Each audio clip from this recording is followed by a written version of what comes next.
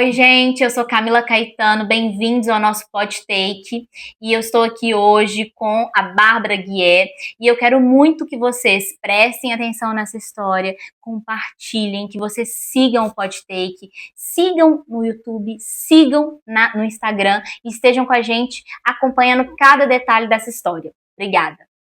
Oi, gente, eu estou hoje com um vestido azul, um azul bem fechado, com alguns detalhes em prata. Estou com o microfone.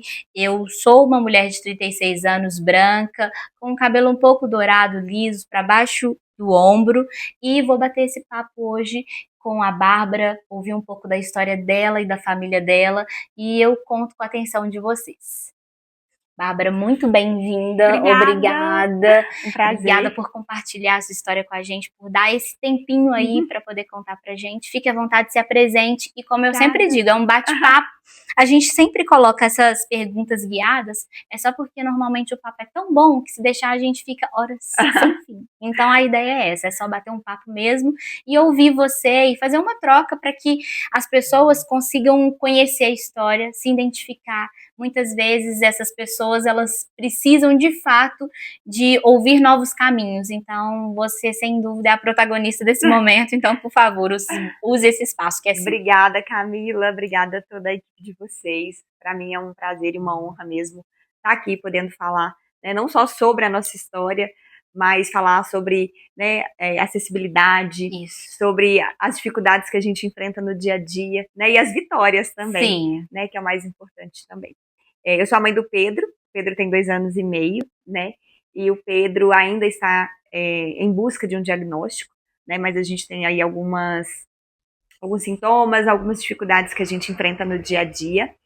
E tenho a Helena também, de 8 anos, né, que é a minha primogênita, uma bênção na minha vida. E no dia a dia, né, eu já compartilho um pouco assim da nossa história no Instagram, então eu sempre venho falando. Eu realmente entendo essa missão que a gente tem, né, tão grandiosa de poder compartilhar e falar para outras pessoas, porque não é só sobre inspirar outras pessoas, né, mas é sobre dar um caminho, como você disse, né, e eu lembro que no início isso fez muita diferença para mim, então da mesma forma que um dia eu recebi isso, eu quero poder doar e falar disso para outras pessoas. Exatamente, e assim, eu fiquei pensando com muito cuidado sobre o nosso tema, e na hora que eu pensei assim, entre o cuidado e o mundo, é porque eu sempre penso enquanto uma pessoa que nasceu com uma deficiência, uma doença rara, mas que hoje eu tenho a oportunidade de viver esse mundo. Eu acho que, de fato, as mães e a família, no geral, o que ela quer fazer é justamente isso, né? É cuidar para que você possa utilizar das coisas que o mundo tem aí, né? E hoje eu acho que muito também é desse preparo que os pais fazem para que esse mundo que a gente estava falando um pouquinho antes, né? Olha, não tem a rampa aqui, a gente pode tem como providenciar, o que dá para poder fazer, né? Porque às vezes uma mãe uma vez falou uma coisa comigo super interessante, ela falou: não me importa quanto custa, mesmo que eu ganhe um salário mínimo, Camila, se for importante para o meu filho, eu consigo até milhões de reais. Eu só tenho que saber o que eu faço, com quem eu falo. Então eu acho que é muito isso, esse acesso para tornar viável muitas coisas para as pessoas com doenças raras, com deficiência. Eu acho que é esse o universo. Então por isso eu tive o cuidado de pensar entre o cuidado e o mundo, né? Como o amor, a informação e a luta por direitos transformam a realidade das famílias atípicas. Eu acho que essa luta é justamente isso, é essa ligação, às vezes a gente tira uma foto, a gente expõe isso na rede social, e aí eu acho que o poder que a rede social entrega pra gente, que é justamente esse, né, que eu acho que você utiliza super bem, que é dar voz pro Pedro e pros Pedros que existem, né? E, obviamente, isso torna a Helena uma irmã já também, que já está no mesmo caminho, porque eu vejo que quando as crianças, quando elas têm irmãos, né? Eu também tive irmãos, então os meus irmãos também são esses irmãos que lutaram junto comigo. Então eu acho que essa transformação, essa inclusão vira uma causa da família, né? Sim. Então por isso esse tema de entre o cuidado e o mundo, que eu acho que o Pedro envolve toda uma família, e a chegada dele possivelmente transformou tudo, né? Então transforma os pais, transforma os irmãos, transforma os avós, os tios, é uma causa que vira da família. Então, para começar, assim, eu acho que é muito legal, e eu ainda falei assim, eu até coloquei, era pergunta zero, para poder falar da Bárbara, né? Então, eu acho que é legal. Conta pra gente quem é a Bárbara, a Helena, sua família, e aí a chegada do Pedro. E aí é bom a gente ouvir e a gente vai trocar nesse papo. Então tá bom. Bom, eu trabalho hoje, né, na rede social como influencer. E Deus tem me direcionado, assim, para algumas coisas novas, como tá aqui hoje falando para vocês. Então, eu tô até num processo, digamos assim, de transição de algumas coisas no meu trabalho, mas é porque eu entendo que eu tenho uma missão muito grandiosa de poder falar para outras pessoas, né? Não só para mães, porque a gente aqui às vezes pensa mais nesse universo materno, mas para abranger toda a família, todas as pessoas que envolvem, que estão nesse cuidado do dia a dia, né, que participam da rotina dessas famílias. A importância de acolher, a importância da sensibilidade, a importância, às vezes, do que fala, né? Porque as palavras, às vezes, magoam a gente no dia a dia. Então, eu estou, assim, nesse processo de ser direcionada mesmo a novos lugares. Eu tenho 35 anos, né? Como eu já falei, eu sou mãe da Helena e do Pedro. A Helena, eu engravidei dela logo no início, assim, do meu casamento, eu tinha 11 anos de casada, e foi uma bênção, foi um momento muito gostoso, né? Como qualquer outra maternidade na época, muitos desafios, né? Eu acho que literalmente, quando nasce o filho, nasce a mãe, eu falei, meu Deus, e agora? Como que eu vou cuidar dela, né? E ali, num primeiro momento, eu vivi 2 puerpérios completamente diferentes entre a Helena e o Pedro, né? Eu tinha muito medo, e a gente vai rompendo esses medos também, né? Então, foram 2 experiências completamente diferentes, né? Hoje a Helena está com 8 anos e tem demandas diferentes da do Pedro, né? Essa semana mesmo ela me questionou, assim, algumas coisas, e ela falou assim, você dá mais atenção pro Pedro do que para mim. Eu falei, filha, vamos refletir. Quais são as atividades que você precisa de ajuda? Né? O que a mamãe hoje faz por você? E aí a gente começou a refletir sobre as terapias que ela faz, sobre o desenvolvimento dela na escola, sobre as atividades extracurriculares que ela faz ginástica. Eu falei, você consegue entender que a atenção ela é diferente, mas que não é menos nem é mais? Porque a gente que é mãe, a gente não vai amar 2 filhos de formas diferentes, né? Então, o Pedro faz algumas terapias e você faz outras. E aí ela ficou pensando numa outra perspectiva. E ela falou assim, tá bom, mamãe. E aí no dia seguinte eu falei, e aí, conseguiu entender aquela conversa de ontem? E ela falou assim, ai, mamãe, entendi. Né? Então, assim, são fases da vida diferentes, né? E como a criança típica e atípica, as demandas também mudam. Mas a gente se desdobra. Se desdobra, né? E dá certo, e dá certo, e dá certo. Assim, eu tenho algumas amigas que são mães de filhos únicos. E ela fala, Bárbara, não sei como que você dá conta. Né? Mas eu acho que a partir do momento que nós somos mães, independente se a gente tem 1, 2 ou 3 filhos, a gente sempre vai dar conta, né? Sempre. Porque o amor, ele não divide, ele multiplica. Né? Então, eu imagino, essa parte eu fico sempre pensando isso, mas e o que eu acho mais interessante é quando as pessoas perguntam assim, como que dá conta, eu acho legal que você nem sente que dá conta. Você nem sente, fala assim, a gente só vai. Só vai. Não, você não tá sentindo, só tá assim, sendo quem você tem que ser, né? Hoje, com 2 filhos, eu acho que sempre a minha maior dificuldade, a minha maior dor é quando eu preciso me ausentar. Né? Então, assim, o Pedro teve uma pneumonia recente, que a gente precisou ir de ambulância para o hospital, e o meu medo ali naquele instante, inicialmente, era ficar internado e viver todo aquele processo de novo. Ficar 40 dias, né, que na época eu fiquei longe de casa, e a Helena ficar para trás. Né, porque ela sentiu muito. E aí, às vezes, a sensação que eu tenho é que a gente dá uns passinhos para frente, acontece alguma coisa, a gente dá uns passinhos para trás de novo. Eu falei, cara, tudo que a gente conquistou, tudo que a gente evoluiu na terapia, né? Porque lá em casa hoje todo mundo faz terapia, vai voltar, né? E aí, graças a Deus, a gente não precisou internar, conseguimos cuidar dele de casa, mas sempre quando acho que a gente é mãe de 2, ou de 3, ou de 4, quando acontece algo que sai assim do nosso controle e a gente vai pensar nas consequências para o outro filho, né? Então, assim, é muito difícil. E o Pedro, né? Que eu tava falando da Helena, agora falar um pouquinho do Pedro. O Pedro tem 2 anos e meio, né? A gente está em busca aí de um diagnóstico para ele, mas hoje ele me faz superar, sabe? Assim, todos os dias algo novo, assim, coisas que nem eu imaginei que eu fosse ser capaz de fazer. Eu tô aqui fazendo, tô aqui lutando, tô aqui por ele, né? Então, assim, ele mudou a minha vida, assim, completamente. A gente costuma falar uma coisa interessante, assim, que eu só aprendi. Minha mãe sempre foi uma mulher muito alegre, sabe? E depois que eu fiquei adolescente, eu não via sentido, eu ficava brava, porque eu falava, como que minha mãe pode ser tão alegre com essa vida tão difícil que eu coloquei ela nesse lugar? Porque quando a gente vira adolescente, Questiona. você começa a ter essas percepções, né? E eu senti isso, falei, poxa, eu coloquei a minha mãe nesse lugar. E eu tenho uma amiga muito minha amiga, que eu falei isso com ela. Eu tinha pouco tempo que eu tinha perdido a minha mãe.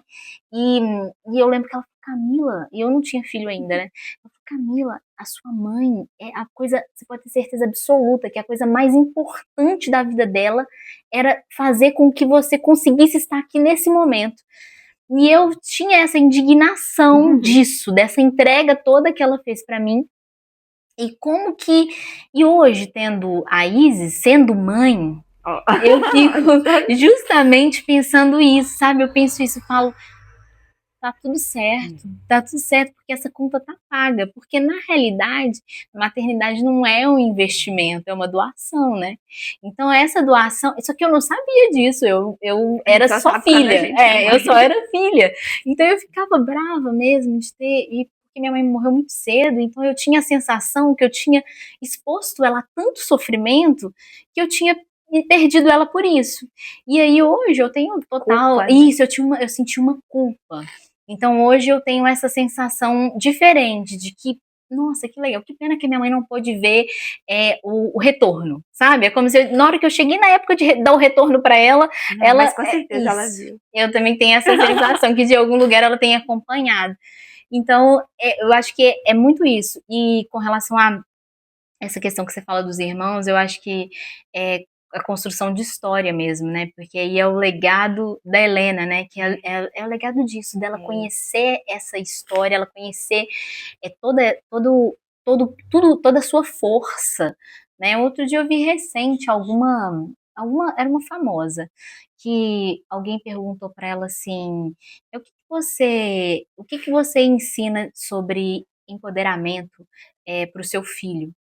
Aí ela pega e fala assim: "Olha, é para suas filhas". Ela falou assim: "Olha, para as minhas filhas, eu não preciso de ensinar nada, porque elas vêm todos os É dias. isso. Agora, para o meu filho, eu preciso de ensinar muito, porque na realidade é um processo novo nesse universo". Então, eu acho que a Helena tá vendo muito disso em você, com E a gente certeza. não precisa falar, né? Não. Segunda-feira a Helena estava na sessão com a psicóloga e ela pediu para que ela falasse qualidades dela. E a Aham. primeira coisa que ela escreveu, forte e corajosa. Olha, Então, assim, isso a gente declara em casa todos os dias. Então, aham. assim, quando o Pedro tá cansado, quando ele tá fazendo alguma coisa, até a própria Helena chega e fala: Vamos, Pepe, você consegue, você é forte, você é forte, você é forte. Então, isso é tão real na nossa casa, né? A gente profetiza essas palavras o tempo todo, que ela já se vê É como essa isso. mulher forte e É isso. corajosa. Ela colocou: eu sou forte, eu sou corajosa, eu sou divertida, eu sou feliz, eu sou criativa, Ai, que né? legal. Então, e é muito mais do que a gente falar, é a gente fazer, Sim, né? E o próprio exemplo de vida deles vai transformando o irmão, sim. né? Eu lembro que ela muito angustiada assim na época de prova na escola agora, ela: "Mãe, por que que eu nunca tirei um 10 na prova?" É porque ao mesmo tempo que eu quero Hum. que ela tire 10, Aham. eu não eu tento não deixá-la nervosa, com Pressionada. ansiedade com a nota, porque eu quero que ela vá no tempo dela, Sim, sem sentir essa pressão toda, porque eu sei que o psicológico dela também é muita coisa que acontece. sim. E ela falou: "Mas por que que eu nunca tirei 10?" Falei: "Helena, você se esforça, você tá estudando, você tá a gente faz aula particular, então assim, um dia você vai tirar 10." Aí ela: "Ah, mas a nota não é o mais importante, né?" E depois ela deu uma relaxada. Eu falei: "Não, Calma. a nota é importante, mas você vai tirar 10 um dia, você só não pode desistir." E aí, na hora, assim, Deus me deu uma sabedoria que eu consegui dar um exemplo do Pedro para ela. E eu falei assim: vamos pensar lá no seu irmão. Imagina que ele tem um objetivo. E o objetivo dele é a sua nota da escola. Qual é o objetivo dele hoje? Aí ela falou assim, de imediato: andar e correr. Eu falei: ótimo, o objetivo do seu irmão é andar e correr. Então, andar e correr para ele é nota 10, né? Qual nota que você dá para ele? Aí ela deu 8. Ela enxerga o Pedro lá em Aham. cima, né? Eu falei: não, você tá sendo muito boazinha, mas vamos pensar assim, de tudo que a gente já viveu e que a gente já evoluiu, vamos dar uma nota 6 pro PP.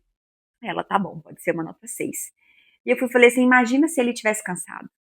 Assim, porque tem dia que vai estar, né? Mas eu falo assim, imagina todas as vezes que ele desistir, que ele estiver cansado, ou que a gente não fizer a terapia, ou que a gente não fizer o que o médico está recomendando, né? Agora ele está usando órtese nas pernas, você chegou a usar? Eu usei, muito Então, tempo. assim, tá usando órtese, e eu de verdade não vejo a órtese como uma coisa ruim. Não, eu acho órtese... Quando o médico receitou, eu fiquei feliz, porque Não. eu falei assim, a gente tem esperança. Isso que eu ia falar, a órtese né? é a possibilidade. E aí a fisioterapeuta do Pedro fala assim, Bárbara, você é uma mãe atípica, porque assim, você vê tudo do lado bom. E eu falei, vejo, porque se ele igual a cadeira de rodas, né? Tem gente que sofre por conta da cadeira. Muitos. Eu falei, cara, glória a Deus que ele tá usando a cadeira, porque ele poderia nem dar conta de ficar na cadeira. Sim. Então, se ele usa a cadeira hoje, é porque ele já desenvolveu um tônus que ele consegue ficar bem na cadeira. Sim. E aí eu falei com ela, então a gente tá num processo, a gente faz terapia, a gente faz a órtese, mas a gente não pode desistir. Então, qual que é o objetivo do Pedro? É ter 10. O objetivo dele não é correr, não é andar, então a gente não pode desistir. Então, mesmo que você não tenha 10 na sua prova ainda, todos os dias você precisa ler, você precisa estudar, você tem que ir para sua aula de português, porque senão você não vai chegar no 10, né? E aí, assim, aí de uma forma assim, da gente conversando, eu trazendo esse exemplo do Pedro, que realmente foi uma sabedoria ali na hora, eu consegui fazer com que ela entendesse que o 10 era importante, né? Não era o principal, mas era importante. Então, assim, é muito mais com o nosso dia a dia, né? Da forma que a gente lida com as coisas, do que a gente faz em casa, do que a gente só falar. Né? Então, assim, nós somos inspiração para os nossos filhos.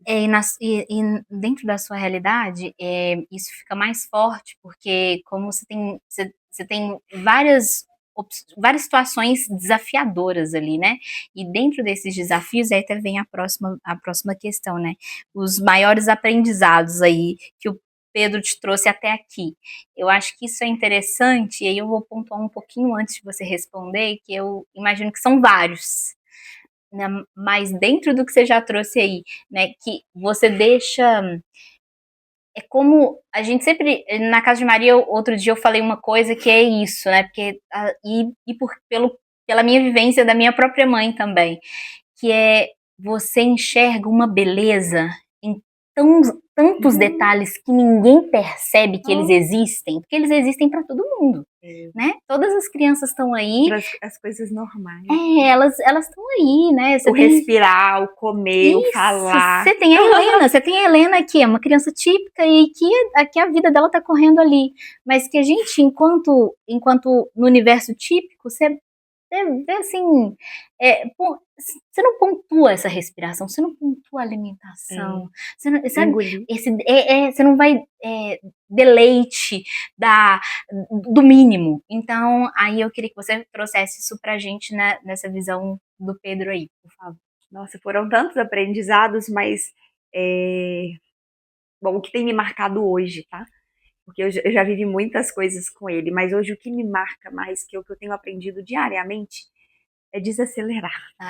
Eu sou uma pessoa muito acelerada, meu temperamento é sanguíneo, então eu sou agitada, onde eu tô eu já chego tomando espaço e eu quero liderar tudo, e fazer tudo do meu jeito, sabe? Entendo. Então, assim, o Pedro tem me ensinado a desacelerar. Ele tem me ensinado que não é no meu tempo, que é no tempo dele, né? E que existe beleza nesse processo, né? Então, quando eu penso, por exemplo, eu falei isso esses dias numa outra entrevista, quantas sessões a gente gastou para que ele conseguisse abrir os dedos da mão?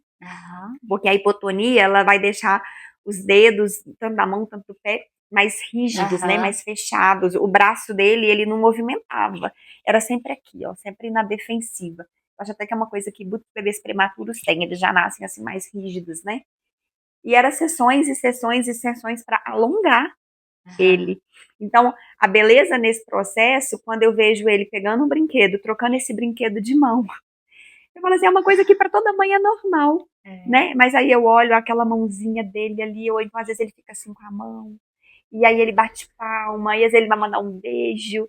Então, assim, é ver a beleza na simplicidade, né? É como, por exemplo, a questão da saliva, que hoje é um problema que a gente tem, é uma dificuldade que o Pedro tem, né? E que é uma dificuldade grave, porque tem riscos de aspiração. Ele tem aspirado ainda um pouco dessa saliva, isso dá pneumonia com recorrência, doenças respiratórias, né? E aí a gente pensa, cara, ele não consegue engolir a saliva dele. Aham. E aí a gente usa um remédio, a gente usa um gel, a gente usa várias coisas e a gente está indo buscar agora fora do país um outro remédio para secar a saliva dele, porque ele não consegue engolir a saliva. E essa saliva, ela tem risco para ele, né? Porque com essa saliva na boca parada, ele vai engasgar. E ele já engasgou, né? Então, é um risco que a gente está correndo ali todo dia, um risco do engasgo. E pra gente, é tão normal. A gente tá Sim. engolindo aqui saliva enquanto a gente conversa várias vezes. E à medida que você vai falando, a gente vai pensando e a gente vai prestando atenção. O que eu acho que é mais interessante é que traz isso, né? Você presta atenção. Que é coisa que a gente não presta Então, realmente. assim, eu acho que desacelerar, entender os processos, ver a beleza em cada etapa, é o maior aprendizado que eu tenho, sabe? Assim, é poder comemorar cada grãozinho, assim, que ele evolui, que ele tá me mostrando que ele consegue, que ele é capaz, que mesmo quando o médico fala que não, ou quando alguém fala que não, a gente tá persistindo e falando que sim, sabe?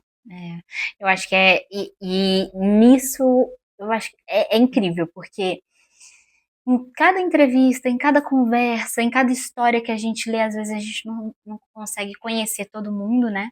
Mas nas histórias que a gente recebe na Acessme, hoje a gente tem mais de 3.900 pessoas dentro da comunidade. E a gente, agora nesse momento, a gente está separando essa comunidade para fazer de uma forma diferente, até para que as doenças possam, de fato, serem encontradas, né? Então, para dar esse match, é isso, para dar esse match entre os diagnósticos ali para eles se autoajudarem.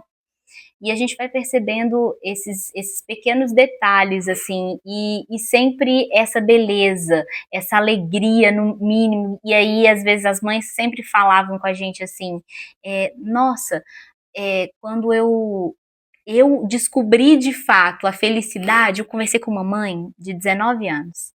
E aí o filho dela ele tá com 5 anos, ela teve ele com 14. E aí, uma querida, e ela falou comigo assim, ela falou, Camila, não foi planejado, obviamente, eu não queria. E eu fiquei muito revoltada na gestação. Mas naquele momento que me entregaram ele e que eu comecei a lutar por ele, fui eu que encontrei os diagnósticos que ainda não foram fechados. Mas era eu que me batia na porta do médico e disse, não é isso. É isso aqui que está acontecendo com ele. Então, e ela falou, e cada coisa que a gente conseguia evoluir, hoje eu estou vendo ele aqui, e aí são tantos casos. Ela falou assim, não era para ele andar, não era para nada, ele tá aqui andando. E aí, nessa hora, ele até chegou e veio bem, sentou bem no nosso meio, assim. Ela falou assim, se você visse Bernardo, acho que um ano, há um ano atrás, você falou assim, não é essa criança. E foi uma descoberta, para que ele pudesse alimentar, que a gente conseguiu essa virada de chave e ele tá aqui. Eu falei, sabe? Então, aí, não tem como ser triste tendo beleza a cada minuto, porque eu acho que é mais ou menos isso, a cada minuto você recebe um pequeno bônus que para a grande maioria, para a massa, é algo tão normal, mas que dentro desse universo é tão diferente. E aí, pode ficar à vontade. Mais um ponto você costuma compartilhar muito sobre autonomia e sobre respeitar o tempo e o corpo do Pedro. Como que isso foi fortalecendo em você como mãe? Eu acho que também está dentro do que a gente falou agora, né? É entender mesmo o processo, né? Respeitar as etapas dele. Então, eu lembro que quando ele nasceu, eu tenho um grupo de amigas que são mães e a gente conversa diariamente nesse grupo. Mas durante um tempo eu me fechei, porque doía em mim, porque a gente se compara, né? Então, assim, eu lembro que a gente fazia aulinha de música com os bebês e aí a gente fazia na sala, às vezes na minha casa, às vezes na casa das meninas, e os bebês todos da mesma idade. E aí o Pedro não alimentava, né? Hoje a gente já faz uma introdução alimentar. E durante a aulinha, os bebês tomavam água. Teve um dia que depois da aulinha, minha amiga falou assim, ai, querem jantar? E aquilo ali me doía. Então, assim, por mais que me doesse muito, eu sempre estava ali com elas. Mas às vezes eu me fechava. Então, assim, tinha dias que eu ficava sem mandar uma mensagem, às vezes sem procurar o grupo. Mas é porque naquele momento ali eu ainda pensava nas coisas que a gente não tinha conquistado. Então o meu foco era no que a gente estava perdendo e não no que a gente estava ganhando.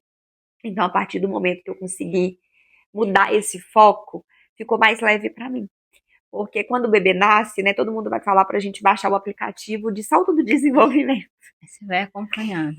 E assim, eu lembro perfeitamente que as primeiras vezes que o Pedro, que eu comecei a perceber que tinha alguma coisa errada, que não estava assim dentro do esperado, eu fui pro aplicativo do salto de desenvolvimento. Eu falei assim, gente, o que o bebê tem que fazer com 2 meses?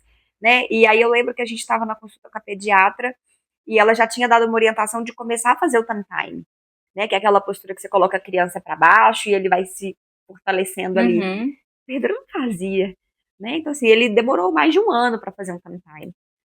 E aquilo ali me doía, porque aí eu entrava na questão da comparação, né? Do Uhum. que o outro fazia e o Pedro não fazia, né? E esse processo foi um processo muito longo na minha vida, assim, de ter dor, né? Uhum. Então, assim, todas as vezes que eu vi uma criança, eu me comparava, eu sofria, eu chorava, né? Eu lembro que uma vez eu estava na igreja e estava tendo a consagração de alguns bebês ali, e eu falei assim, meu Deus, é como se voltasse, sabe, as coisas assim na nossa mente, e a gente fala, por que eu? Por que comigo, né? Sendo que a nossa pergunta tem que ser, por que não comigo? Isso. Né? É. Então, assim, é, é difícil, né? Essa questão assim do tempo, da comparação. Então, por isso que eu falo que o Pedro me ensinou muito a desacelerar e a entender o tempo dele. E aí hoje a gente vai comemorar, né? Os pequenos avanços, as pequenas conquistas, né? O que para muitos é normal dentro de uma rotina de uma criança, para mim é uma vitória como se eu estivesse ganhando na Mega Sena, Sim. né? E eu Então, acho que também é uma coisa legal que à medida que a criança, o tempo vai passando e a gente vai entendendo que uma coisa que eu acho que é muito presente na vida de qualquer pessoa é a pessoa idosa, por exemplo. E às vezes a pessoa idosa, ela vai precisar de um tempo maior, né? E a gente, fulano, quando a gente é mais novo, fulano, cuidado com a sua avó, espera a sua avó, espera, ela tá te contando aí a história, espera ela tem que ter terminar, tem que ter paciência. paciência, espera ela terminar de te contar a história. E eu acho que a gente traz isso para esse universo de quando alguma deficiência aparece dentro da nossa família, uma doença, e isso fala, peraí, eu estava acostumada com uma forma de acontecer as coisas. E quando essas coisas acontecem de uma forma diferente, eu tenho que ter um tempo diferente para poder acompanhar isso. E aí eu acho que esse tempo mostra pra gente, né, quando eu fiz o mestrado, eu lembro que a gente tinha tem um estudo que fala que de 2015 para frente, 50% das crianças teriam diagnóstico de neurodiversidade. Isso é um número gigantesco, né? O mundo não tá preparado para isso e não está preparado para essas crianças. Mas eu lembro que eu li que um escritor, um, não lembro qual o nome, ele falando, ele falou assim, mas é justamente porque ele não está preparado e é justamente porque a gente precisa Se preparar. se preparar. Então eu acho que as nossas famílias, quando elas recebem uma doença ou uma deficiência ali, os dois juntos, né? Automaticamente a gente tem que se preparar para uma coisa que a gente fala, não sei como lidar com isso, mas a gente vai ter que aprender, porque não tem a escolha, né? Porque Não. normalmente a gente sempre fala assim, é uma escolha. É uma escolha. Eu já É uma falei escolha isso. de amar. É uma escolha de amar. É uma escolha de cuidar, porque no começo a gente também conversando, falando antes da gravação, né, sobre as crianças que são abandonadas no Hospital da Baleia. Essas crianças que são abandonadas, normalmente elas são abandonadas após o diagnóstico. Elas chegam normalmente ali, sentindo alguma coisa, e elas são abandonadas. Então essa é a escolha. E a escolha disso, de que você agora vai ter um tempo diferente. De que você vai ter que aprender A fazer a diferente. fazer diferente, porque o corpo vai responder de uma forma diferente, né? E normalmente, meu médico fala uma coisa que ele fala, meu marido conhece o meu médico, né? Óbvio, depois de muitos anos, e aí meu marido falou assim, nossa, Camila, porque eu sou assim também, sou intensa. E aí o meu médico falou assim, mas esses meninos assim, Eles são assim mesmo, porque foram tantos anos até conseguir fazer alguma coisa, que tudo, que quando pode, e eu realmente sou extremamente intensa e eu tenho pouco medo sobre as coisas, por quê? Mas porque você vai ser corajoso, porque você foi testado em tanta coisa. Hoje eu comentei isso com a Alessandra, a gente é testado em tanta coisa, eu vivi tanto milagre, que eu não consigo imaginar que eu não vou viver outros. Eu vivi tantos, eu vivi tantos, nada na minha vida faz sentido, nada. Então, obviamente, o tempo todo... improvável. Completamente. Então, ser improvável, recentemente, uma grande amiga recebeu, a filhinha está com 4 meses, e ela recebeu um diagnóstico, e aí é uma síndrome rara, bastante delicada, e aí ela veio compartilhar comigo, e aí ela falou, olha, eles falaram que ela não vai, e eu falei, Ney, olha, esquece tudo que eles falaram. Olha pra mim. Eles esquecem tudo que eles falaram. E outra coisa, a Mari ela é um indivíduo, o que acontece nela é só nela. Não acontece no outro, não olha pro outro, foca nela e deixa. A gente tem que tratar ela. Porque a gente compara. E eu falei, nossa, não sei como fazer isso. Eu tô te falando de cima do muro, te olhando, mas eu tô te falando como uma filha. A minha mãe deve ter olhado, eu não sei, a minha mãe não existia esse Instagram, não existia, talvez isso era muito difícil. Mas ela focou em mim e assim funcionou. E não quer dizer que deu certo, quer dizer que funcionou, porque o dar certo é tudo subjetivo. Então eu acho que é muito isso, né? E o corpo, e outra coisa, eu engravidei sem saber que o melhor era eu não engravidar. Então, assim... Você engravidou sem planejar. Né? Porque na realidade, eu tava casada, e eu sempre quis ser mãe, porque eu perdi a minha mãe cedo, então o sonho da minha vida era ter, eu queria entregar esse amor que é completamente diferente, né? Depois que eu recebi a Isa, eu falei, olha, esse amor não é o amor, eu tava entregando o amor, né? O amor de filho é diferente, né? Mas eu queria dar esse amor que eu fui tão amada pela minha mãe. E nesse momento ali que eu fiquei grávida, que o meu médico me viu grávida e que ele teve aquele susto, e que o ideal talvez seria que eu não tivesse ficado grávida, e que eu tivesse... Mas a minha mãe nunca me disse isso. Porque a minha mãe também, eu acho que acreditava que nesses impossíveis todos. E como eu queria muito, então a Isis veio e veio de uma forma que com 2 semanas eu descobri que eu não poderia ter parto normal e eu estava fazendo absolutamente tudo para ter um parto normal. Absolutamente tudo. E a Organização Mundial de Saúde fala em 2 casos para cesariana. E o meu é o segundo. Então, não poderia mesmo, era um parto de alto risco para mim e para ela. Enfim, e eu descobri isso, e a Isis veio, e ok. Então eu acho que as coisas são milagres, porque também não fazia sentido. Milagre, e o que você disse algumas perguntas para trás, que é, por que comigo, né? Que você fala que às vezes vem essa pergunta, e por que não eu? E eu sempre acho isso, que a gente tem que pensar sempre assim, por que não eu? Né? Não tem, a gente não tem uma estrela na testa que, tipo, nossa, essa daí a gente não vai. Né? A gente tá no mundo que tá para todo mundo, todas as coisas. Então, enfim, completando a sua fala, eu acredito muito nisso e acho que esse é o universo, e se a gente recebe dessa forma, eu acho que fica mais fácil. E acreditando nos milagres, né? Eu acho que fica mais fácil, assim. Eu sempre falo, eu tenho um grande amigo que é ateu. E ele é um grande amigo, uma pessoa maravilhosa. E ele fala, ai, mas você tem que colocar mais fé em você. Eu falo, cara, se eu colocar só em mim, não vai dar certo. Eu prefiro acreditar que é Deus. E eu tenho certeza nisso, então é melhor. E aí, seguindo... E eu acho que isso é bem importante, que é com relação ao desafio que você enfrentou com relação ao sistema de saúde, escola, sociedade, como que você teve que lidar com ele, sabe?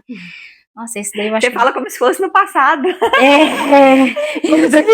Como se não existisse mais desafios. Conta o primeiro, e aí depois você conta o último, porque eles devem ser constantes. Então, os desafios com o sistema de saúde, eles não param. Não param, imagina. Então, assim, desde o primeiro momento ali, entre exames, a gente já começa a enfrentar.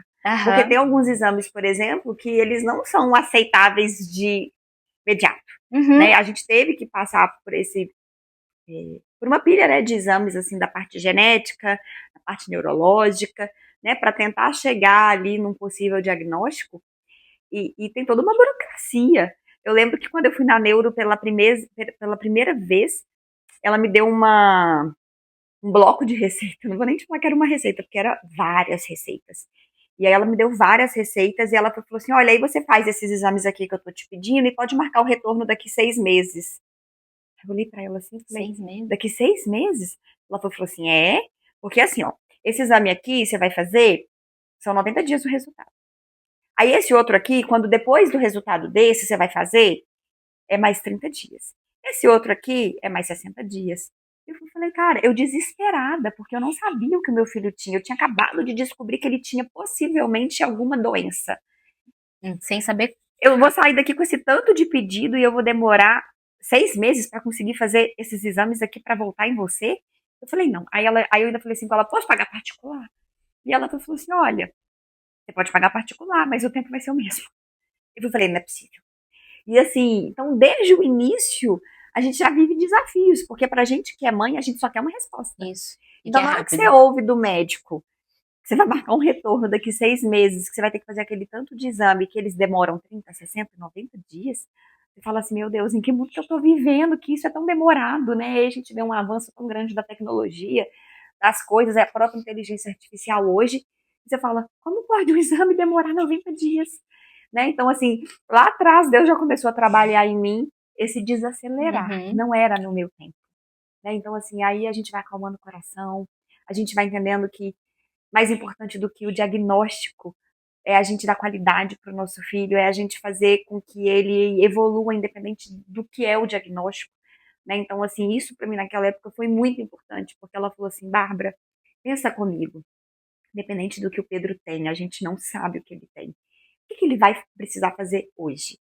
Fono, físio, respiratória, fisiomotora e fono. Foram as 3 primeiras coisas que ele começou, porque aí na época ele ainda não fazia terapia ocupacional. Então a gente já vai começar a fazer. A gente não vai esperar esse resultado. Isso para mim foi muito importante, porque ele estava com 2 meses e meio para 3 naquela época, e Pedro teve uma evolução muito grande, exatamente porque a gente entendeu logo de cara que mais importante que o diagnóstico era trazer as terapias para a vida dele, para ele poder conseguir desenvolver. Né? É uma corrida contra o tempo, Sim, porque dependendo da síndrome, dependendo da doença, quanto mais tarde o diagnóstico, pior. sim. Então, ela já ali naquela época, ela já falou isso para mim. Ela falou assim: olha, mais importante que o diagnóstico é a gente pensar no que a gente pode fazer para dar uma condição de vida para ele melhor. Então, já começa a fazer as terapias. Então, foi de uma forma muito precoce, sabe? Assim, o início das terapias na nossa vida. Então, assim, esse foi o primeiro desafio logo de cara. Então, assim, teve exames que a gente não conseguiu fazer pelo convênio, que a gente fez particular, né? E graças a Deus hoje a gente tem condição, e na época a gente tinha condição, porque não é a realidade da maioria das Não. famílias, então eu realmente me sinto privilegiada por isso, né? Quando o Pedro fez a GTT, né, que é a Mickey Bottom, que ele hoje não mais 100%, mas ele se alimentou durante muito tempo 100%, é, pela GTT, que vai direto no estômago. Eu senti muito medo, então naquela época eu não me via numa condição de cuidar e de. Tinha que fazer os curativos, cuidar e todo o processo ali do dia a dia. Então naquela época eu pude contratar uma enfermeira para poder ficar com ele, eu não tinha home care. Então eu tive essa condição e esse acesso, mas tudo é muito difícil. E aí eu percebo que até no próprio sistema é muito pouco informado pra gente. Sim. Eu lembro uma vez, eu sofri muito, gente, assim, eu acho que o maior sofrimento que eu tenho de todo esse processo com o Pedro foi essa alimentação. E Aham. eu demorei meses, anos, meses não, mais de um ano, para conseguir falar isso bem na internet. Porque quando eu postei, inclusive, que o Pedro ia começar a introdução alimentar, já tinha mais de 6 meses que tinha começado. Mas eu não estava pronta para falar para as pessoas que ele Uhum. tinha começado, porque aquilo para mim era ferida, era dor. Aham. Então eu falava assim, gente, se alguém me perguntar alguma coisa, eu já vou começar a chorar, porque eu não vou conseguir falar sobre isso. Sim. Foi a minha maior dor de longe, sabe? Então, assim, eu também tive o meu tempo perante as coisas que aconteceram. E aí o que eu queria dizer é que eu lembro que uma vez a gente estava internado e aí o Pedro precisava fazer alguma coisa, não lembro o que que era, e a gente mudou de hospital. Então a gente estava no São Camilo e a gente foi transferido para o hospital da Unimed lá em Contagem. Ou era Contagem? Era Contagem ou Betim? E eu falei, cara, por que Deus está me trazendo aqui para fazer um exame, sendo que eu poderia fazer isso em outro lugar? Não consegui entender, sabe? Aham. Mas a gente foi, fiquei uns 3 dias lá, fiquei longe da minha família, porque não tinha como ficar indo e voltando todo Distante. dia, porque São Camilo era aqui perto. E aí, assim, quando eu sentei assim na sala de espera, tava lá esperando acabar, sentou uma mãe do meu lado. E essa mãe chorava, de soluçar. Eu falei assim com ela, calma, tá tudo bem. E aí o filho dela tinha ido para esse hospital para fazer o procedimento da GTT. E ela com medo, apavorada. E aí na hora eu falei assim, Deus, entendi por que o Senhor me trouxe aqui. Porque era eu que ia acalmar ela. Porque já tinha muito tempo que o Pedro tinha. Aham. Já tinha uns 6 meses. E aí naquela hora eu falei assim, calma, vai ficar tudo bem. E aí ela se culpando, porque ele, na verdade, ele microaspirou, né? Porque ele estava microaspirando, igual o Pedro. E aí, por conta de várias crises de pneumonia, bronquiolite, coisas que vai tendo, ele foi entubado e na intubação ele fez uma tráqueo. E ela falou assim, se sentindo culpada. Ela falou assim, eu devia ter feito a GTT antes, porque se eu tivesse feito a GTT, ele não tinha microaspirado. E agora ele tá com tráqueo e eu não queria tráqueo. E aí, assim, eu entendi ali que eu podia ser canal Aham. de ponte, né, de Sim. conexão com aquela De mãe. cuidado. Não, e aí, assim, aí eu mantive contato com ela todos os dias que eu fiquei. A gente tomava café juntas Aham. ali na cafeteria do hospital, falando para ela ficar calma, ficar tranquila, que não era tão difícil como a gente imagina no início que seja, né? Que é mais fácil do que imagina no dia a dia, os cuidados, as coisas que a gente tem que fazer. E hoje, para mim, é tão normal todo o procedimento, tudo que eu faço com a GTT. E aí a gente teve essa troca, sabe? Então, assim, é muito difícil todo o sistema. E eu não tive amparo médico no hospital na época, e nem dos médicos que estavam com a gente, para me ensinar. Porque ele foi, fez o procedimento na época, quando ele tinha 5 meses. Eu recebi um treinamento ali no CTI mesmo, de como que eu cuidava. E aí eu lembro que eu liguei para minha mãe e falei assim, mãe, eu não quero ir embora, não. Eu vou ficar aqui nesse hospital. Aí ela, Ninguém me entende quando eu falo que eu gosto de estar no hospital, quando é necessário, aí porque ela, é essa sensação de segurança, né? Você fala, eu e tô no aí ela lugar falou certo. assim, mas eu falei assim, eu não vou embora, eu prefiro ficar aqui. É. E ela falou Seguro. assim, não, minha filha, a gente vai arrumar uma enfermeira. E Isso. aí, na época, ela pagou a enfermeira. E ela Aham. falou assim, não, eu vou pagar uma enfermeira. E a enfermeira vai na sua casa todo dia, a enfermeira vai te ajudar, a enfermeira vai fazer o curativo. E a minha enfermeira ficou lá em casa quase um ano. Ou mais, não lembro quanto tempo que a Isabela ficou lá. E quando chegava o dia dela querer sair, eu falava assim, você não vai sair não. Isso. Você não vai sair não, porque eu preciso de você aqui. Mas eu tava tão apavorada, eu tinha tanto medo. Né? De cara, a primeira semana dela, que ela ia ficar só uma semana para trocar curativo, virou um mês. Aí depois de um mês eu fui conseguindo convencer ela a ficar mais tempo. Aham. Porque a gente não é capacitada, Isso. treinada, na minha opinião, assim, da forma que deveria. Então é tudo Sim. muito focado, sabe? Eu lembro que eu fui na consulta com o médico, eu cheia de dúvida, cheia de coisa para perguntar. Um médico, assim, meio grosso, sabe? Aham. E aí ele pegou e falou assim: olha, essas perguntas aí você vai guardar para outro médico.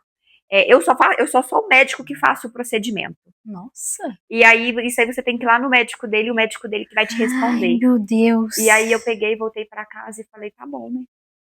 Então, é muito difícil. E aí, trazendo um pouco para nossa realidade, porque a gente vive hoje em relação ao sistema de saúde, né? Aí a gente vai entrar na questão das operadoras, dos planos de Uhum. saúde, E da luta né? E constante. da luta que é constante, Uhum. sabe? É difícil porque a gente tem que brigar, a gente tem que acionar a justiça, a gente tem que todo dia fazer algo para exigir uma coisa que é direito deles, né? Então, assim, infelizmente nada que eu consegui foi amigável. Sim. Nada, assim. As pessoas me perguntam, mas como é que você tem como quer? Mas como é que você conseguiu isso? Como é que você consegue tanta terapia? O Pedro hoje faz 15 terapias e eu não pago nenhuma, são todas pelo plano de saúde. Mas eu consegui judicializando, Sim. né? Então, assim, aí existe um desgaste físico, emocional, financeiro, para a gente pedir uma coisa que é direito. Sim. Né? Então, assim, a gente tem um laudo médico, a gente tem um relatório, né? É para trazer qualidade de vida para ele. Eu lembro que quando o Pedro teve alta, eles queriam me dar alta com ele fazendo fono uma vez por semana. Era o que o plano, era o que a operadora queria, né? Me Uhum. oferecer fono uma vez por semana. Eu falei assim, olha, meu filho tem um risco de engasgo que é 24 horas. Ele não deglute, ele não engole a saliva. Então, assim, tudo bem, se você quiser me dar fono uma vez por semana, mas você assina esse documento aqui. Porque se ele morrer, essa culpa não é minha, essa culpa não carrego. E aí eu tive um bate-boca ali com a pessoa da auditoria, sabe, da empresa. Fui embora, Pedro estava internado, e aí não deu 5 minutos, ela me ligou para entrar num acordo. E aí o acordo era fono 3 vezes por semana. E eu falei, vou aceitar. Aí na época o advogado falou, aceita, e depois a gente tenta reverter, tenta aumentar. Aí eu aceitei 3 vezes por semana. Ficou durante um tempo 3 vezes por semana, a gente complementava tudo que era terapia que precisava. E aí depois de um tempo eu fui para a justiça para conseguir todos os dias. Sim. Então hoje ele faz todos os dias, mas é o que ele precisa. Claro. Né? Então assim, uma criança que não come, que não tem nenhuma perspectiva de comer, na época não tinha, não deglute nada, tem uma disfagia de nível gravíssimo. Como que você me manda fazer fono uma vez por semana? Sim. Né? Então, assim, é muito desgastante, muito difícil, porque o tempo inteiro a gente tem que brigar, a gente tem que correr atrás. Aí você vai ligar, igual agora mesmo. A gente está com uma situação de que o Pedro precisa fazer um procedimento, que é um procedimento invasivo, com alto risco de infecção, várias vezes ao dia, né? E o plano de saúde não quer fazer, né? A equipe que cuida não pode fazer porque não pode. Né? Porque não cobre, porque assim, não quer cobrir. É porque não está previsto, não está no Corém das técnicas, e aí a gente vai ter que judicializar. Então, assim, mais um desgaste, mais uma batalha, sabe? Assim, mais alguma coisa que a gente sempre tem que estar pronto para brigar. E assim, para mim, enquanto mãe, cabe brigar. Né? Porque eu vou fazer o que é melhor para ele. Então, é difícil. Aí a nossa fala da minha tia com a Cíntia, com 43 anos, de que ela fala, as pessoas falam que eu sou brava. Que país é esse? Então é isso. Mas não é porque são muitos anos de luta e busca para as coisas funcionarem. Então, o que você falou, não foi, nada foi amigável. O ideal que fosse. E outra coisa, um plano de saúde, a gente bem sabe, pode fazer uma conta matemática, né? De pão, uma conta de pão, que, olha, quantas vezes uma criança típica utiliza do plano de saúde, né, que também é pago para ela, e uma criança atípica que sim, ela faz uso, mas que ela é uma minoria. Eu posso comparar na minha casa mesmo, assim, quantas vezes a Helena precisou ir no médico tomar um remédio. Isso. Eu não encho uma mão. Isso, exatamente. Né? Então, assim, existe um bônus, um ônus, e aí essa conta tá equilibrado, tá equilibrado. Isso é calculado. Sim, então assim, eu acho que, e outra coisa, todo negócio tem um risco, né, o risco do negócio deles. E aí a gente, é engraçado que quando a gente vai conversar com outras mães, a fala é assim, entra na justiça que você ganha. Então a gente sabe que a gente vai entrar na justiça que a gente vai ganhar. Mas aí é tão sujo, porque eles fazem com que a gente entre na justiça, né? Eles fazem com que a gente brigue, que a gente se desgaste. Por que não libera? Porque 70% das pessoas com doenças raras, eles são atendidos pelo SUS. E aí o que acontece nessa conta? O que acontece nessa conta é que os 30% que são atendidos pelo plano de saúde, desses 30%, uma média de 21% não tem noção do direito que cabe e não vai entrar na justiça. Então eles ficam com 9% que entram na justiça. Então para eles está no lucro. Tá no lucro. Eu, assim, todas as mães que vêm conversar comigo e que a primeira coisa que elas me perguntam é das terapias, principalmente, né? Mas como é que você conseguiu tantas terapias? Você não paga nenhuma, o Pedro faz fono, faz físio, faz isso. Eu falo, gente, judicializa. Não tenha medo, sabe? Uma que, por mais que seja, né, dependendo do advogado que você contratar, a gente procurou um bom escritório, procuramos um advogado especialista, né? Então isso nos custou ali um dinheiro, mas isso me poupou também um gasto. Então, assim, com 2 meses que eu ia pagar tudo particular, eu já paguei o advogado e eu entrei. Isso. Mas elas ainda têm muito medo. Então, assim, eu vejo que tem muita mãe que tem medo de entrar na justiça e perder. Mas a gente não pode ter medo. Não pode. Né? Sabendo que é um direito do nosso filho, né? Que quando você tem os relatórios, os exames que comprovam a necessidade. E é vida, vai né? pra frente. E é vida. Porque esse tempo, se deixa de fazer essa fisioterapia, essa fono, 2, 3 Camila, meses você tocou ali. num ponto assim que hoje eu tenho a certeza disso, sabe? Quando a gente fazia fisioterapia particular, o Pedro começou fazendo 1 vez por semana. E aí depois a gente passou para 2 vezes por semana, né? Os nossos gastos ali, média, mensal, eram muito altos. Então a gente tinha que ir dando uma equilibrada nos pratos. A gente pagava 2 físio, 2 duas fono, pagava TO, Uhum. as consultas particulares, a consulta da neuro é caríssima, tudo era caro, tudo é caro. Tudo é. Então eu ainda não conseguia fazer as fisiomotoras particulares todos os dias. Então a gente equilibrava. E aí, quando a gente entrou na justiça e nós conseguimos ganhar, né, as 5 vezes por semana de fisiomotora, Pedro fez assim. E aí todo É mundo uma falava assim evolução comigo, gigante. nossa, ele tá evoluindo muito rápido. E aí um dia eu fiz a conta. Falei assim, cara, quanto tempo ele ia conseguir ficar de pé, porque ele ficou de pé, Aham, né, e ele já consegue fazer o movimento de marcha no aham. andador. Eu falei, eu ia gastar pelo menos uns 3 anos no ritmo que eu tava. Claro. E talvez não conseguiria chegar, porque o que acontece é que O corpo, ele vai perdendo. Ele ia perder ao invés de ganhar. É. Então, assim, aí eu falei, como é importante a gente proporcionar para um paciente, para uma pessoa, o que é o ideal para ela. Isso, Porque quem querida. vai saber o que é ideal é o médico. Isso. Né? Não que toda criança tem que fazer fisioterapia motora 5 vezes por Aham. semana. Eu lembro que uma vez, teve uma época que a minha dúvida era, será que eu estou desgastando, Pedro? Será que ele está muito cansado? Será que está demais? Eu cheguei a ter esse momento assim comigo de falar assim, coitado, a vida dele é terapia, terapia, Aham. terapia, porque lá em casa são de 3 a 4 terapias por dia. A Helena fala assim, por que eu tenho que ir pra aula e meu irmão não vai? Eu falei, Helena, não pensa você que seu irmão não vai pra A escola. atividade tá vindo até ele. Você fica de tarde na escola e seu irmão fica de tarde na terapia, porque 3, 4 vezes por dia, sabe? Imagina a gente indo na academia 3, 4 vezes ao dia, sabe? Então chegou uma época da minha vida que eu fiquei assim, será que tá demais? Será que tá sendo bom? E aí eu fui conversar com um ortopedista. E ele falou assim, Bárbara, é você que vai responder essa pergunta pra mim. Eu falei, tá bom. E aí ele foi e me perguntou, você tá vendo evolução? E eu falei, tô. Aí ele, então não tá demais.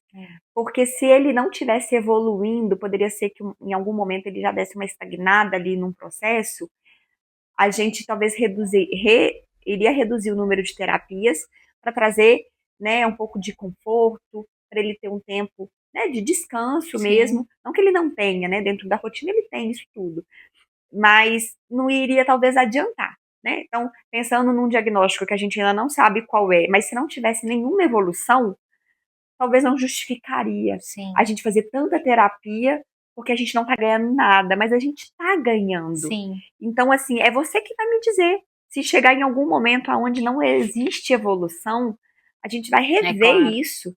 Mas ele tá evoluindo em tudo. Então, assim, ele faz a TO, né? Que é a gente fala que é o brincar com intenção. Ele obedece os comandos.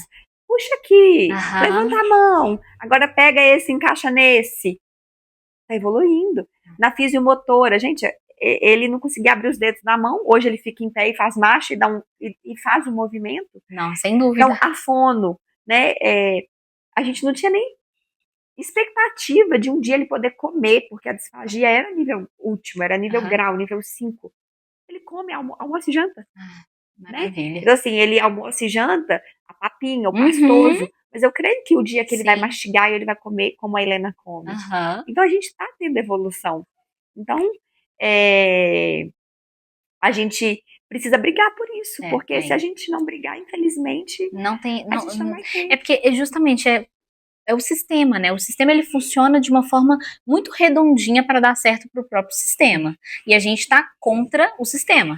E assim, e eu não vou nem entrar no assunto home care, Eu imagino. porque hoje acaba que é um apoio que a gente tem, é um Uhum. braço, né? Então, assim, o Pedro hoje demanda muitos cuidados e muitas questões de saúde que talvez eu sozinha seria um super desafio.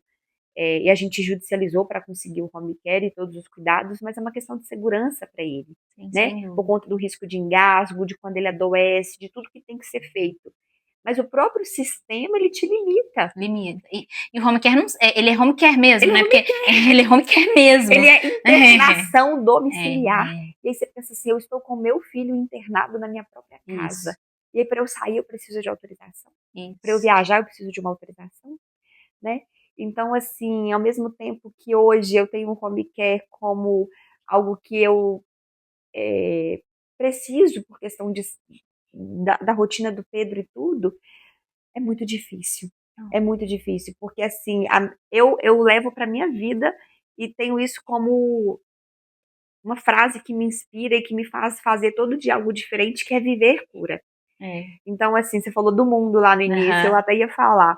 Eu quero que o Pedro viva, eu quero que ele conheça o mundo, eu quero que a gente viaje, eu quero que ele conheça tudo que a Helena conhecer. Eu não quero privar ele de nada, porque deficiência não é você viver dentro da sua casa, dentro do seu quarto, né? E aí, quando o home care entra, ele coloca, né, o leito do paciente, né? Que o trabalho da técnica é beira-leito do paciente. O que é o leito? O leito é a cama, né? Quando a gente foi planejar o quarto do Pedro agora, e o Pedro estava muito grande, ele estava no berço, eu precisava trocar ele do berço. E aí a primeira coisa que vem é tipo assim, precisa comprar uma cama hospitalar. Aí eu falei, não vou comprar uma cama hospitalar. Eu não quero esse quarto cara de hospital. Eu mandei fazer uma cama sobre medida para ele. Dentro da altura que ele precisava, dentro do jeito que a gente precisava, com as grades que ele precisava, né? E aí eu fiz o quarto todo planejado para que eu pudesse conseguir, na medida do possível, dar uma escondida ali nos aparelhos. Por quê? Porque ele vai crescer. A Helena tá ali todos os dias, a gente tá lá naquele ambiente todo dia. Eu não quero lembrar do hospital, né? Por mais que a gente tenha um cilindro de oxigênio, a gente tenha lá um monte de aparelhos na rotina, e se você abrir todas as gavetas da cômoda, que é a gaveta da cômoda do bebê, que seria de roupa, a do Pedro é só medicamento, seringa e tudo ali da área hospitalar, mas aquilo ali tá ali dentro guardadinho, entende? Então, na hora que você entra, o quarto tá alegre, o quarto tá bonito, o quarto tá cheiroso, né? Não é um quarto de hospital. Então, isso é muito difícil, porque até no dia a dia, a gente sabe que, no fundo, o home care quer o paciente em casa. Sim. Então, quando a gente se desafia a levar o paciente para viajar, o paciente para sair, para ir numa festa, é tudo tão complicado, né? E aí uma mãe um dia desses me perguntou assim, você não tem medo de você perder o home care? E eu falei, olha, eu não tenho essas, eu não posso te dar essa resposta, assim, eu não tenho, eu nunca vou ter a certeza de que eu vou perder ou não. Que eu não vou ter que brigar por isso também, mas eu não vou deixar de viver, né? Porque a vida do meu filho, né? E o tempo tá passando, e o tempo tá correndo, né? E eu quero que ele viva, eu quero que ele faça, eu quero que ele viaje com a gente. Então, medo é a única coisa que eu não tenho. Eu tenho um grande amigo que é o Pedro, eu vou te enviar, tá até no teaser, o primeiro teaser da Acesse, meu Pedro Muriel. O Pedro, ele viveu intensamente o mundo, assim, sabe? E a mãe dele é uma querida, a Roberta, e ela, assim, ele sempre falava comigo assim, Camila, o meu diagnóstico era para eu poder viver até os 9, você me conheceu, eu já estava com 28, então, quer dizer, ele já estava rompendo, e nisso, o Pedro ia para a PUC, ele fez Relações Internacionais, ele ia para a PUC com um balão de oxigênio, a cadeira dele, ele pegava o metrô, sabe assim, naquele rolê, literalmente, que você falava assim, gente, meu Deus do céu, mas e o Pedro vivia a vida, sabe? A Roberta conseguiu criar o Pedro fazendo isso, sabe? O Pedro, ele um super poeta, fez era pode não era um podcast, era um poema cast. Ele fez um poema cast, um show, assim, que ele dançava na cadeira, mas assim, sabe? Então ele viveu a vida, conheceu diversos países, então, e isso na cadeira. E o Pedro, se você pensar assim, com o passar do tempo, muitas coisas foram deteriorando ali no corpo dele, ok? Porque era a doença dele, mas ele viveu intensamente, ele gostava de viver, ele aprendeu a gostar de viver. E por quê? Porque ele tinha essa mãe que trouxe isso para ele, então ele aprendeu a gostar muito de viver. Então eu acho que é muito isso, que quebrou os paradigmas do que a sociedade vai trazer, a gente viajou agora para os Estados Unidos, e aí eu gravei o vídeo arrumando a mala. Então toda vez que a gente viaja com o Pedro, é pelo menos umas 3 malas só para ele, porque aí vai uma mala com todos os medicamentos e a dieta e tudo que ele precisa. Aí vai uma mala só de material. E aí eu não posso levar só o material atual. Eu tenho que levar um reserva, porque se acontecer qualquer coisa, eu ainda tenho que ter um reserva para fazer uma troca, porque eu não vou conseguir. São coisas que eu não vou conseguir comprar e achar facilmente em qualquer lugar. Então, para tudo que eu levo, ainda levo 2. E aí, 3 malas para ele, mais a mala de roupa, aí tem a cadeira. Então é muita coisa. É uma mudança. E aí eu gravei esse vídeo arrumando a mala, arrumando as coisas, e aí no final eu peguei e falei assim, olha, o motivo desse vídeo não é para que vocês tenham dó, ou que vocês pensem assim, nossa, que trabalheira, né? Toda vez que viaja tem que levar esse tanto de coisa, porque as pessoas têm um sentimento ainda de dó, né? Tipo assim, coitada. E eu falei, eu não quero que vocês tenham esse sentimento. Sim. O objetivo do meu vídeo é para encorajar você que ainda não faz isso. Isso, exatamente. Porque, na verdade, o que a gente está fazendo é viver. Isso. Né? Eu poderia estar com tudo aquilo. Ensinar pro Pedro a viver. Mesmo com os desafios. E, assim, é impressionante. O Felipe fala assim, Bárbara, o Pedro sente, o Pedro sabe. Porque os registros que todos que a gente tem no nosso coração, assim, na nossa cabeça, de momentos com ele, sempre são nas viagens. E a gente fala assim, cara, a gente nunca viu o Pedro tão feliz na vida. Então, assim, a gente fez uma viagem pra praia no início do ano, em janeiro. Eu tenho certeza que foi a melhor viagem da nossa vida. E, assim, ele super feliz.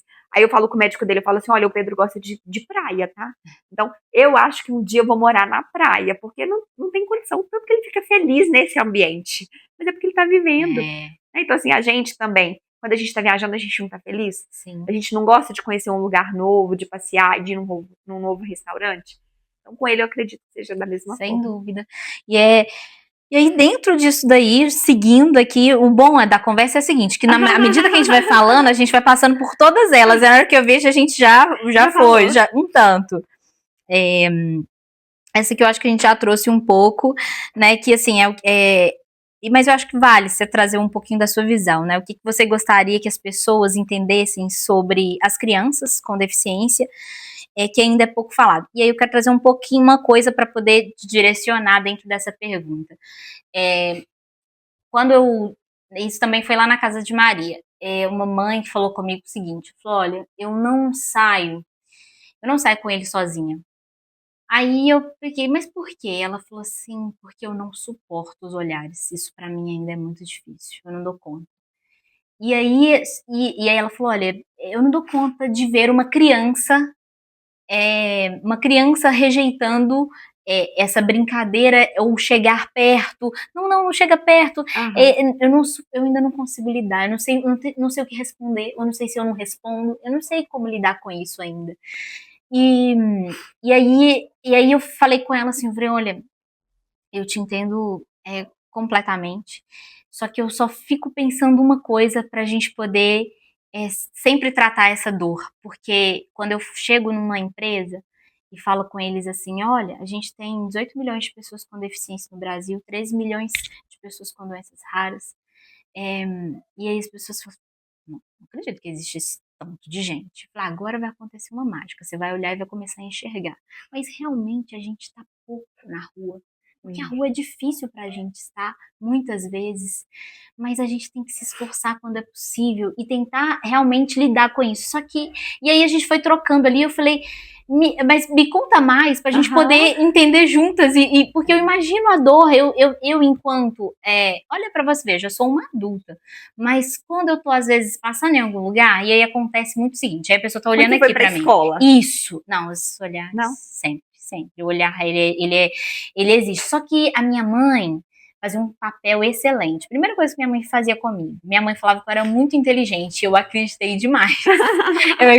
Ela falava, não, mas muito inteligente. Meu pai também, hoje se ele aparecer, ele fala assim, nossa, Camila é inteligente demais. Eles falavam e eu acreditei. E a minha mãe, ela não... era meio que ela não colocava pra mim que ela enxergava a deficiência, ela não colocava isso pra mim, e ela colocava isso, não, é muito bonita, e às vezes, quando eu lembro que no ônibus, assim, aí falou assim, nossa, ela é tão linda, né, oh, que dó, minha mãe, dó por quê? Não precisa sentir dó dela, não. Ela realmente é linda, mas não precisa sentir dó dela, não, que tá tudo bem. Isso mata qualquer mãe. Mata. E hoje, como mãe... É duas coisas, você falar que dói e você falar coitadinho. Isso, exatamente. Então eu fico pensando aí você ri assim. Isso, e é isso. Porque... Você vai preparar uma resposta. E aí, até porque também cansa responder, né? Cansa responder e nem sempre você E aí talvez você vai deixar de estar no ambiente. Porque você vai falar assim, cara, eu não tô afim de explicar. Quer essa mãe. Eu não tô afim de chegar lá e falar, tipo, coitado por quê? Isso. E aí, às vezes, hoje, quando eu tô andando, isso acontece muito, assim, com o meu marido, às vezes. Aí, porque ele é mais observador do que eu. E também porque eu acho que eu me bloqueei com relação a isso, deve ser. Tipo, a gente tá passando assim, e aí, às vezes alguém olha pro meu pé, porque às vezes a pessoa tá olhando aqui, aí de repente ela olha pra perna, aí de repente ela olha pro pé, e se tiver com uma sandália mais aberta, aí dá pra ver que é nitidamente que é muito diferente um do outro. E a pessoa olha, e aí aí às vezes eu olho pra ele e falo, nossa, que cara é esse? Ele falou assim, não, um cara um besta ali. Eu falei, o que aconteceu? Ele falou assim, não, olhando pra sua perna, tipo, eu nem Pra enxergo isso. você é normal. Pra mim tá tudo bem. Mas óbvio que incomoda. Incomodava antes quando. Mas aí é porque hoje, no papel de cônjuge, né, ele tem esse olhar e esse amor que a sua mãe tinha por você quando você era pequena. Ele tá cuidando ali de você. Exatamente. E aí, não que seja um papel parecido, mas é como se fosse. Sim, porque esse na época amor, você né? era pequenininha e ela tava com você. E aí ela sentia esse olhar. Hoje ele é seu marido e ele sente esse olhar. Exatamente. E sente essa necessidade de cuidar. E aí, dentro disso, eu fico pensando aí justamente nesse universo das mães de hoje, né? Que um mundo um pouco globalizado, de fato, porque a internet traz isso. Mas aí me conte a sua visão nesse universo aí, né? Para que as pessoas entendessem sobre isso, né? E como que elas podem ser. Aqui não tá isso, aqui não, mas eu acho que isso é importante. O que elas podem fazer para ser melhores sobre isso, sabe? Eu acho que é importante para as mães que são mães de crianças típicas, principalmente. Acho que elas precisam aprender um pouquinho sobre isso. Como lidar, como colaborar para que essas crianças típicas possam, de fato, fazer a inclusão, né? Porque quando a gente. E aí até um complemento aí, né? Quando a gente fala escola inclusiva e tal, na realidade quem faz a inclusão são as mães atípicas, as famílias atípicas, porque elas permitem que essas crianças convivam. Então, eu queria que você deixasse um recado para colaborar para que essas mães, esses pais entendam, né, de fato, como que é esse processo de inclusão com as crianças com deficiência. Olha, eu tenho uma amiga que uma vez quando ela foi na minha casa, ela me perguntou, ela falou assim, Bárbara, eu queria poder preparar meu filho. Eu não sei o que eu falo para ele, eu não sei se eu explico, ou se eu espero ele chegar e ele te perguntar, você me ajuda? E foi legal na época, porque ninguém nunca tinha me perguntado, né? Porque eu entendi ali naquele momento que ela também não sabia explicar o que o Pedro tinha. E ela estava assim, cheia de medo, e até comigo, para não me magoar. Sim. E aí eu falei para ela, falei assim, olha, faz o que seu coração te pedir. Se você quiser conversar com ele antes, se você quiser explicar para ele, você explica. Se você não quiser, deixa ele vir, porque na hora que ele perguntar, eu vou falar para ele, né? Então, assim, eu já vivi situações, por exemplo, de eu estar no McDonald's com a Helena, e nesse dia o Pedro tava, e as crianças olhavam. E a Helena fica muito nervosa. Ela fica assim, mas ele tá olhando pro meu irmão. Ele tá olhando pro meu irmão. Mas ele tá olhando pro meu irmão. Fala pra ele parar de olhar pro meu irmão assim. Porque o olhar pra gente é como se a gente fosse um ET. Isso. Né? Assim, é como se a gente fosse muito errado, como se a gente fosse muito feio, como se a gente tivesse algo ali que não é normal. Isso. Né? E não tem nada de menos. Isso. Né? Na verdade, o que eu acho que a gente tem que trazer é respeito. Né? A gente parece que está lutando por algo, mas que a gente não tem que lutar, é direito. Né? Então, assim, é difícil, mas sempre que eu tenho oportunidade, a gente convive com várias crianças no nosso meio. Os nossos amigos, o casal de amigos nossos, né? Todos têm filhos, então a gente viaja, a gente tá ali junto com as crianças o tempo inteiro e a gente vê, o que eu percebo, é que é muito mais, às vezes, do pai, da mãe, do que da criança em si. Então, assim, a gente já foi para aniversário e aí tinha um menininho mais ou menos da idade do Pedro e ele brincava de futebol com o Pedro. Aí você pensa, como que ele brincava de futebol com o Pedro? Mas na cabeça dele é só uma criança. E aí ele jogava a bola, o Pedro ficava quieto, ele jogava de novo. E aí ele jogava de novo. E aí ele jogava de novo. E aí na hora que eu vi o que estava acontecendo ali, eu fui lá super incentivar. Eu falei, joga pra ele de novo. E aí eu pegava a perninha dele e fazia com... Então assim, e quando eu tenho oportunidade mesmo de explicar, eu lembro que a Helena mesmo hoje já explica, assim, quando chega alguém lá em casa, ela fala assim, mas por que seu irmão tem esse negócio aí que fica na barriga? Aí ela aprendeu a explicar de uma forma lúdica, que eu acho muito maravilhoso, né? Assim, essa capacidade das crianças. Porque um dia isso pra ela foi dor, né? Eu lembro que teve uma vez que a gente saiu e ela falava assim, você vai dar a dieta pro meu irmão aqui no restaurante? Com todo mundo olhando? Vai todo mundo olhar. E eu falei, Helena, você não tá comendo? Seu irmão também precisa comer. Então isso um dia para ela foi dor, hoje não é mais. E aí Legal. hoje quando as crianças vão lá em casa, ela explica, ela fala assim, então é porque o meu irmão tem um buraquinho aqui na barriguinha dele, e aí esse negócio é tipo um canudinho. E aí a gente coloca o leitinho e chega lá na barriguinha dele. Isso. E é assim que ela explica, sabe? Então, assim, a gente não pode se sentir menos por sermos diferentes, né? E a questão dos nossos direitos e da acessibilidade, da consciência, né? A gente não tem que, eu não acredito que a gente tenha que brigar por isso, sabe? A gente tem que fazer mesmo no dia a dia que isso seja leve, que isso seja natural, né? Porque, como você disse hoje, quantas milhões de pessoas que a gente tem? 18 milhões de pessoas brasileiros. 1 bilhão no mundo. 1 bilhão e 200 milhões de pessoas com doenças, com deficiências, né? Com síndromes raras. Então, assim, eu ouvi um número, não vou saber para falar exatamente agora, mas a fono do Pedro falou para mim que a cada 20 alunos numa sala de aula vai ter 2, vai ter 3, vai ter 4. Ela me falou esse número recente, eu não vou saber falar. Mas esse número aumenta todos os dias. Então, quando você diz que nós é quem estamos educando e nós é que estamos ensinando, é porque eu quero que meu filho vá para a escola, né? E a Helena trocou de escola recente, e o que me dá mais orgulho e felicidade é eu chegar com ele lá e as professoras me perguntarem que dia que o Pedro vem. Ai, que legal. Sabe? Porque não é o que a gente está acostumado a ouvir. Ninguém quer acolher a criança com deficiência, porque dá trabalho. Dá trabalho. Né? E aí hoje o trabalho ele é meu, ele é minha responsabilidade. Mas e o outro quer ter o trabalho? Né? Essa viagem que eu te falei que foi uma das melhores viagens que eu fiz na minha vida, eu estava com uma amiga e o marido. E a princípio ali, num primeiro momento, a gente não quer dar trabalho para eles. Né? Então, assim, a gente não levou enfermeira, estávamos só eu e meu marido, e a gente fazendo tudo que tinha que fazer. E aí eu acho que ela via, assim, o cansaço. Ela falou assim, amiga, vai lá dar uma voltinha. Vai no mar. Vai vocês três, vai você, Helena, o Felipe, a gente fica aqui com ele. Várias vezes eles me ajudaram ali na viagem. Mas é porque a gente já não quer dar trabalho pro outro, né? Mas quando a gente não deixa de fazer, quando a gente está convivendo em sociedade, a gente está ensinando o outro sobre a deficiência. E aí, isso é viver em sociedade. E eu também, porque na realidade isso é viver em sociedade. E aí, assim, a gente estava num lugar maravilhoso, mas com múltiplos desafios, porque a gente de cadeira de rodas, a gente tinha que pegar o elevador, um hotel gigante, só tinha um elevador, e a gente andava muito, e era tudo muito difícil, e o tempo inteiro eles ajudando a gente. Eles têm um filho da idade da Helena. A Helena e o filho dela, eles brigavam para ver quem ia empurrar a cadeira. Deixa que eu empurro a cadeira, deixa que eu empurro a cadeira. Então, assim, a gente foi acolhido, sabe? Não só por eles, mas pelas pessoas hoje, graças a Deus, as pessoas que convivem comigo, são os meus amigos na minha rede, a gente é acolhido, né? Então, assim, que a gente não tenha, que a gente não veja a diferença. Eu acho que pra gente viver, assim, com tranquilidade, no ambiente onde a gente sabe que inclusão ainda é difícil, é a gente parar de ver a diferença. Como você falou, a sua mãe não te mostrava que você tinha deficiência. A sua mãe te mostrava que você era inteligente. Então, meu papel enquanto mãe é mostrar pro Pedro o tempo inteiro que ele é capaz, forte. Você é capaz. Que ele é forte, que ele é capaz, que ele é corajoso.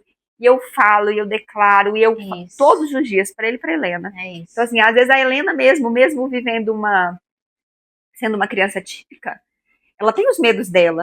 E eu falo pra ela, eu falo assim, filha, se é isso aí que os outros estão falando, não. Você é corajosa, você é inteligente. Vai lá e faz o que você sabe. Quem te falou que você não vai dar conta de fazer? Né? Então, assim, é a gente trazer pra sociedade isso, né? Acho que é isso. É isso. E me lembrou eu tive uma professora eu tinha 7 anos e eu quase não ia pra escola, né? E aí, só que essa professora, recentemente, eu falei com o meu marido assim, eu queria tanto encontrar a Eneida, queria tanto, eu tinha 7 anos, queria tanto. Você estudou em casa? Eu estudava no hospital. Um longo período no hospital. Até os 11 anos. Até os 11 anos porque era muito hospital casa. Então eu ia para a escola quando eu estava em casa, mas então muita atividade em casa, muita atividade no hospital e atividade na escola esporadicamente.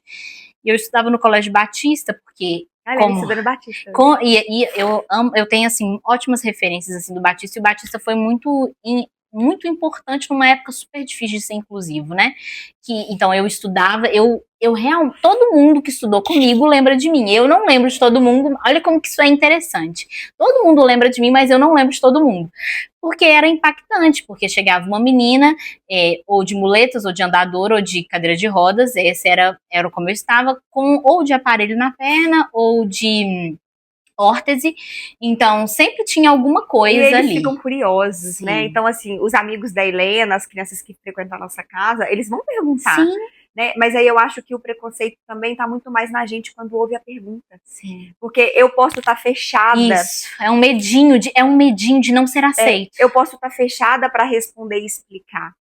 Né? Então, assim, quando eu resolvo fazer com que o Pedro participe daquilo e tentar colocar amor no que eu estou fazendo, no nosso dia a dia, a gente consegue explicar. Né? E aí você tinha falado até na pergunta das mães quando vão sair com os olhares e o julgamento.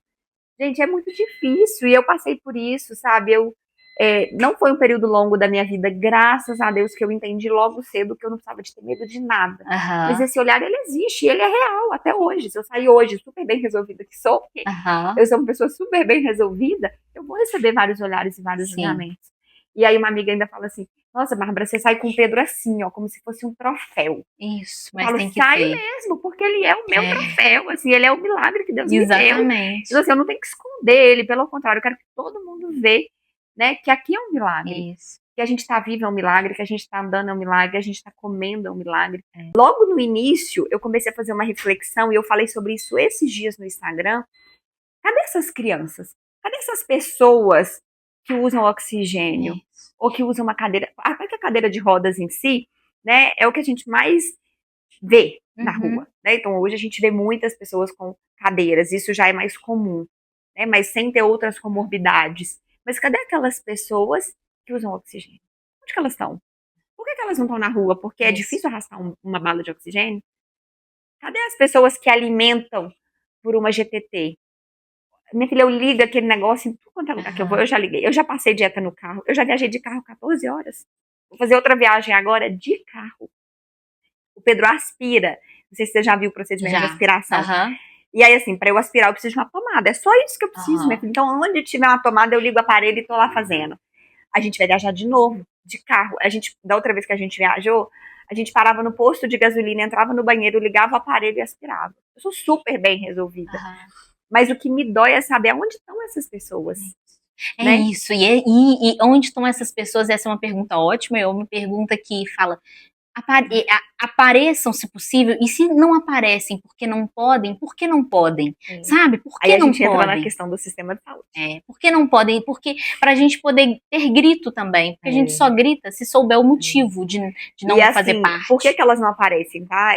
O que eu acredito, já conversando com muitas mães, claro que a gente tem um número não só de crianças, mas eu imagino que à medida que a idade chega, né? Então, assim, sair com uma criança é mais fácil do que sair com um adolescente. Isso. Sair com um adolescente é mais fácil do que sair com um adulto. Sim. E aí você até citou a questão, né, da criança que você conhece com síndrome de Down com 40 anos. A gente não vê. A gente só vê as crianças pequenas com síndrome de Down na rua. Cadê as crianças maiores? Eu tenho uma conhecida que ela tem uma filha com 14 anos de síndrome de Down e ela fala, eu não conheço outras crianças da mesma idade com síndrome de Down. Onde que essas crianças estão?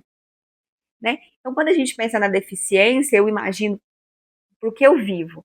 Sair com o Pedro hoje é muito mais fácil. Muito mais fácil. Porque eu ainda consigo carregar, né? Você falou que a sua mãe te carregava.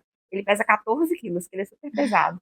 Mas eu ainda consigo carregar. Digamos que eu não queira a cadeira, né? Porque, infelizmente, a gente tem mães que não aceitam ainda. Sim. Eu consigo carregar. Mas e quando ele tiver 15 anos? Isso. Que eu vou precisar carregar ele. Como que eu vou sair com ele? Isso. E aí a gente vem na questão de saúde pública, de sociedade, nas políticas. Né? Porque pensa, se eu precisar trocar uma fralda, como que eu troco uma fralda de uma criança deficiente com 15 anos na rua? Onde que eu vou com essa criança? Eu vou trocar essa fralda aonde? Porque os trocadores que existem são para bebês. Né? Eu consigo trocar o Pedro ainda com muita dificuldade, porque tá enorme, mas eu ainda consigo ali. Tem uns trocadores que eu não tenho coragem, porque eu falo assim, esse trocador vai cair, vai quebrar. Né? Principalmente aqueles que são de parede. Então, assim, ainda falta muita coisa. Falta muita coisa. A gente precisa evoluir muito. Então, assim, eu acredito que muitas dessas mães que não estão na rua, uma parcela delas é por medo, Sim. né? Então, assim, o medo, ele, infelizmente, ele é algo que te aprisiona. Então, se você não for liberta daquele medo ali, você vai ficar dentro de casa, né? E aí a gente tem uma questão assim, tem medo de adoecer, tem medo de vírus, tem medo de bactéria, tem... Gente, se a gente for ter medo disso, a gente não vai sair mesmo, né? Então, eu prefiro crer que Deus me guarda, que Deus guarda a minha família, que Ele que traz saúde para a vida do Pedro, e se eu achar que ele tá numa condição de saúde boa, eu vou sair com ele, porque se ele tiver que gripar, ele vai gripar em casa ou ele vai gripar na rua. Sem dúvida. Né? A minha casa é um lugar hoje que entra 9, 10 pessoas todos os dias para cuidar dele, entre enfermeiras e terapeutas. Ele já tá exposto. Ele já tá exposto. Eu não vou deixar de sair com ele somente por isso, né? Então a gente tem uma parcela dessas mães que tem medo e a gente tem uma outra parcela de mães que não vai sair pela dificuldade. Né? A gente tem privilégio, a gente tem um carro, sim. a gente tem uma condição confortável, eu consigo ter uma cadeira boa, mas não é a realidade. Como que às vezes você vai entrar num ônibus, como a sua mãe fazia com você, e carregar uma criança. Sim. Né? Se ela tiver 15 anos, imagina. E aí, cada vez que a gente tem uma complexidade maior, né? Porque o Pedro, ele não é um paciente de complexidade alta, né? Ele não é, por exemplo, crianças que têm atráqueo, que têm uma questão de infecção maior e tudo. Vai ficando mais difícil. Sim. Né? Mas ainda assim, eu acho que a gente tem que dar um jeito. Tem que dar. Isso, e eu acho que é isso.